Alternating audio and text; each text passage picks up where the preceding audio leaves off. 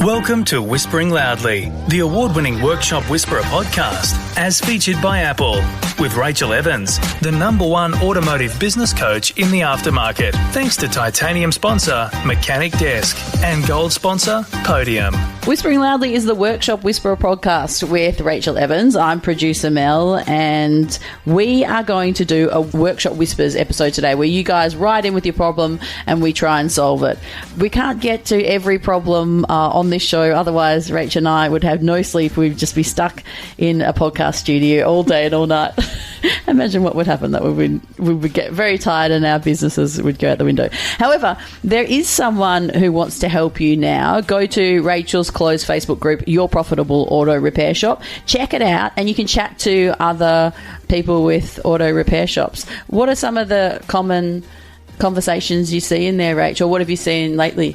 Oh, look, there's always questions looking for recommendations or advice on what invoicing software is everyone using? What are you paying your service advisor, your foreman, your technicians? That's cool. People talk about that. Yeah, we do labour rate benchmarking and parts pricing benchmarking every year in there. So you can, just search pricing or oil or the particular software that you want advice on, and it will bring up all the threads over the last however many years, so that you can receive that best practice. And our membership team and our coaches are in there as well, so it will also we make sure there's good law and order in there. It's not a place to come and do your nut about something that you don't like, but it is a really supportive community so that you don't feel alone as an auto repair shop owner. That's so great. Coming up next, Workshop Whispers. Learn tips and strategies from the comfort of your lounge room to make your auto repair shop hum in Workshop Whispers. Workshop Whispers. First of all, we are going to hear from Nathan, who is in Jervis Bay in New South Wales, and asks, I've been in business for over 15 years now. Wow, congratulations. Without hardly ever taking a break. My wife is pregnant and one of my close family members is currently dealing with serious health issues. We want to take some time off together to have some freedom from the business, but whenever we've done this for even just a day, we come back to camera recordings of staff slacking off and everything in shambles. I'd love to know what you think about this situation. And you know what's funny, Rach? I don't know if you've ever seen it, but I've seen it when I go into businesses and I know the business. It doesn't matter what sort of business it is and the boss isn't there. You see people out the back sitting up on the bench or, all gathered in the staff room out the back, not helping anyone out the front. It's really common. It definitely can be. And look, the simple answer here is fire everyone. But that's actually not going to solve your problem, because JFGI, that's a different episode. Because if your team behaves like that when you're not there, that's actually on you. So you've either not grown a culture, and as the owner of the business, it is on you to grow a great culture, or you have not put the systems in place or made it clear what the consequences are of slacking off or being one of the mice who's having a play while the cat's away. Yeah. So you really have to take a look at, well, what's my role here? It's my responsibility. It's my business. They're operating like that when I'm not here. So what's missing? And it will be something in the culture. It will be something in a lack of systems and processes, and also a lack of consequences. So what's the consequence of behaving like that when they're not there?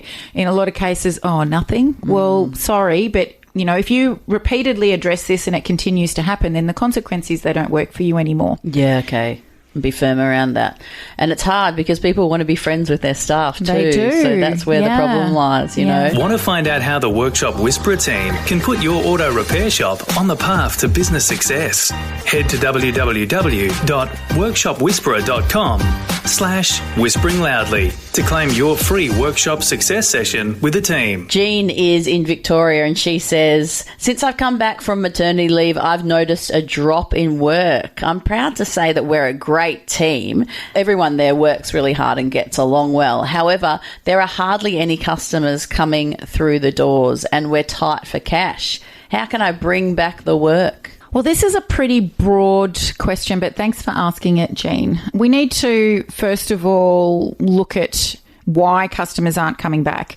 Do we not have automatic service reminders going out to bring people back on time? Do we have an issue with quality? Do we have an issue with customer service and customer satisfaction? Is our marketing turned off? Have we not been doing any? I say over and over again, there is a benchmark for retention, and that is that on average, 18% of your customer base will not return to your business this year. And if you've not been watching that for the last few years and you've not done any marketing to replenish the 18% that's not coming back, and they're not coming back for one of three reasons. They've found somewhere else to go, they've moved out of the area, or they've passed away. So if you've not had your eye on that and all of a sudden you discover that you're now down 80% of your customers on 5 years ago, that's the reason. So you've got to always have your marketing turned on, even if it's at a brand awareness level, because you've got to replenish that 18% every year. That's where we need to look first of all. And I wouldn't actually go into creating any specific marketing, or definitely don't go discounting to win people in, because then you'll only attract the wrong type of customer. It's really common too, isn't it? We need to start at the start, which is, okay, what's going on with retention? And are we not just doing the basics, sending service reminders, calling customers to get them booked in if they miss their service reminder, if you do have it turned on, working out if there's a quality problem, working out if there's a customer service problem. Okay. And for people who aren't that au fait with marketing, some people get scared around those certain things. Like we talked about accounting the other day. What would be some basic tips for them just to, to help them along a little bit? Like you wouldn't go and spend a big amount, say, on a TV campaign or radio. No, definitely not. Look, days. I think radio has its place when you get hooked in on a package that's putting you on multiple times a day. 100% if you get a good deal. Yeah, definitely. Yeah. And that's something that I did years ago, and it actually paid dividends. Yes. And I think I remember hearing your ads on the radio, to be honest, for your old shop. Yeah. Yes. Yeah. But, not prime time and definitely not on the TV because it's just not cost effective. But the key is be consistent and start small. So if you don't have a presence on social media, then get one on Facebook to start with. Create a page for your business. And if you're wondering what to post, well, walk out into your workshop and have a look at what jobs the team is on right now, and take a photo of that vehicle or take a video of the technician working on that vehicle. Get a bit of an understanding from the technician what work is being done, and explain to the customer why it's important that it was done on time. Awesome. Do that a couple of times a week, and there's your first piece of marketing. That's so great. And thank you for making that relatable for people, because I think people stress out over that sort of stuff. They sure do.